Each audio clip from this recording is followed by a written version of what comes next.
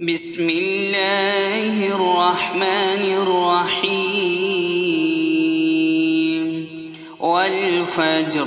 وليال عشر والشفع والوتر والليل إذا يسر هل في ذلك قسم لذي حجر ألم تر كيف فعل ربك بعاد إرم ذات العماد